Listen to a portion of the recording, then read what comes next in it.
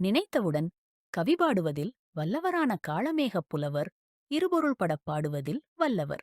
அவர் பாம்பும் வாழைப்பழமும் ஒரே தன்மையன என பாடியுள்ள பாடல் அவரது புலமையைக் காட்டுவதாக உள்ளது. அவரது நஞ்சிருக்கும் தோலுரிக்கும் நாதர் முடிமேலிருக்கும் வெஞ்சினத்தில் பற்பட்டால் மீளாது விஞ்சுமலர் தேன்பாயும் சோலை திருமலை ராயன் வரையில் பாம்பாகும் வாழைப்பழம் என்ற இப்பாடல் சிலேடை அணியில் இரு பொருள்பட பாடப்பட்ட ஒன்றாகும். சரி, இப்பாடலின் பொருள் என்னவென்று பார்ப்போம். பாம்பிடம் நஞ்சு இருக்கும். உண்பதற்கு ஏற்ற நன்கு பழுத்த வாழைப்பழம் நஞ்சு, அதாவது நைந்து இருக்கும். பாம்பு தன் வாழ்நாளில் ஒரு குறிப்பிட்ட கால இடைவெளியில் தன் முதிர்ந்த தோலை உரித்துக் கழற்றிவிடும். வாழைப்பழமும் உண்பதற்கு ஏற்றவாறு தன் தோலினை உரிக்கச் செய்துவிடும். பாம்பு இறைவனான சிவபிரானின் முடியில் அமர்ந்திருக்கும். வாழைப்பழமும் சிவனுக்கு அபிஷேகம் செய்யும்போது பஞ்சாமிர்த வடிவிலே சிவனின் முடிமீது சென்று அமரும்.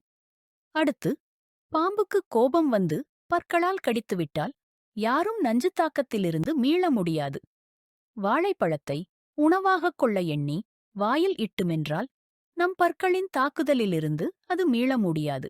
எனவே மிகுதியான மலர்கள் பூத்துக் குலுங்கி அவற்றிலிருந்து தேன் வழிந்து ஓடும் சோலைகளைக் கொண்ட திருமலை ராயன் மலையைப் பொறுத்தவரை பாம்பும் வாழைப்பழமும் ஒன்றே. காளமேக புலவரின் புலமை உங்களுக்கும் புரிந்திருக்கும் என நம்புகிறேன். நன்றி.